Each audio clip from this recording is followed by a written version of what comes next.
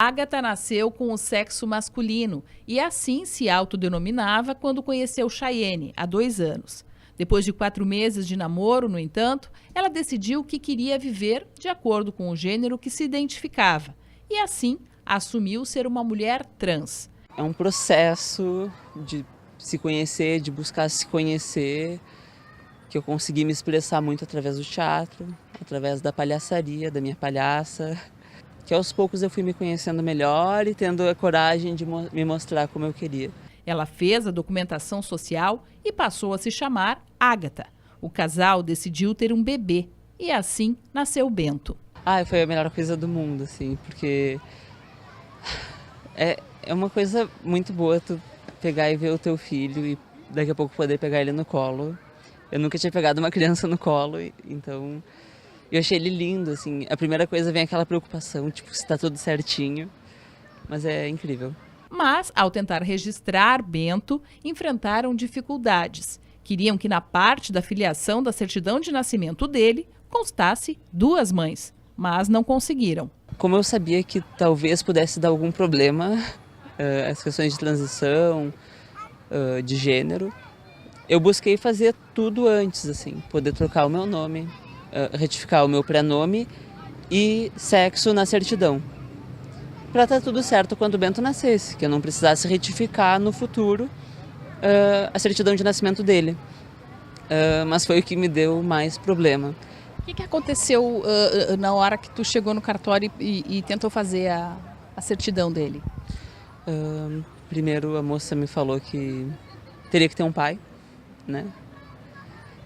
A menos que fosse feito com inseminação in vitro, parece, e aí teria que comprovar, mas que não foi a realidade. Então as pessoas chegavam lá e faziam super rápido a certidão, e na hora que eu fui fazer, não conseguiram fazer. E a coisa foi demorando, a coisa foi começando a demorar e trazer prejuízos pra gente. Conseguiram me dar a opção de fazer o registro em nome social, e aí foi o que a gente fez. Só que tinha passado os 15 primeiros dias, né? E por conta disso, o IP Saúde não conseguiu fazer a quebra de carência, né? Tu tem 15 dias para poder fazer a quebra de carência do plano. Como tinha passado, agora são 6 meses. Então eu só vou conseguir ter esse acesso quando ele tiver com 6 meses, porque demorou. Atualmente a certidão dele consta, né? Tá lá filiação, Chayenne e Ágata, né? Mas para a gente conseguir fazer isso, ela teve que assinar um termo dizendo que abria mão de buscar a paternidade, né? E como se eu tivesse adotado o meu próprio filho. Então, por mais que no papel não tenha, nos livros do cartório consta uma história que não é verdadeira sobre o meu filho e que não é o que a gente quer. Não basta só estar no papel, eu não devia ter passado por isso, a Chayenne não devia ter passado por isso. Então, a gente queria que as coisas tivessem sido diferentes. A nova determinação da Corregedoria Geral da Justiça Gaúcha foi comemorada por Ágata e sua parceira. Deu uma alegria, porque a gente passou por tanta coisa até agora, a gente passou por tantos constrangimentos em muitas instâncias e ver que pelo menos alguma coisa mudou, que de repente outras famílias não vão passar por isso e que a gente vai conseguir ajeitar a nossa situação. Eu espero que a gente consiga fazer e que dê tudo certo. Dá um alívio, faz a gente ver que tudo valeu a pena. Correr atrás, ir atrás e expor mesmo, valeu a pena. O fato ocorrido com Ágata e sua companheira mobilizaram o Judiciário Gaúcho a buscar uma solução que atendesse às necessidades das pessoas trans nestas situações. O novo provimento assinado pela Corregedora Geral da Justiça do Rio Grande do Sul torna possível constar na filiação das certidões de nascimento das crianças 2 pais ou 2 mães, bastando apenas que os progenitores apresentem a documentação com nome social.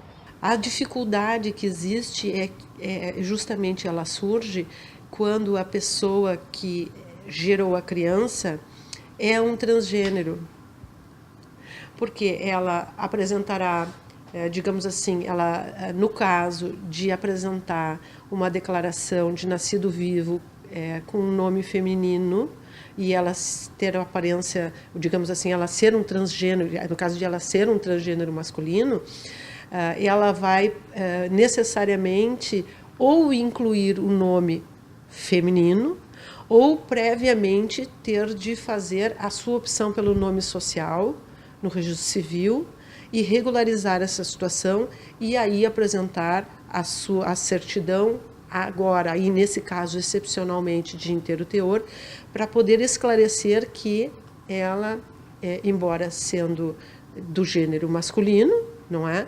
Ela gerou a criança. Então essa era a dificuldade que nós tínhamos e com este provimento isso ficou bastante claro. Com isso não haverá nenhum impeditivo. O documento orienta os registradores civis, dando as diretrizes de como proceder na troca de nome e de gênero nos assentos de nascimento, prevendo a segurança da parentalidade. Ocorre que o servidor que exerce ali a atividade no registro civil, ele tem a obrigação de verificar a aparência de correção do assento. Ele precisa se certificar da existência da maternidade biológica para poder fazer o assento, porque se a maternidade biológica não é viável, é manifesto que estamos, ou indicia-se que estamos frente a uma adoção brasileira. O que você acha que o mundo ainda precisa aprender, né, ou avançar, melhor dizendo, nessa questão, né, das pessoas trans? Eu acho que faltam pessoas para pensar sobre isso, né? As políticas são pensadas a partir do momento que encontra o problema, né? Agora, se tivesse uma representatividade maior, que pensasse nas questões trans, como é que ninguém pensa que uma pessoa trans pode ter um filho, né? São coisas pequenas, fáceis de se pensar, de se colocar em prática, mas que as pessoas acabam não querendo pensar sobre isso porque não é uma realidade delas. Então acho que quem vive uma realidade está lá para fazer. Empatia poderia ajudar? A empatia poderia ajudar.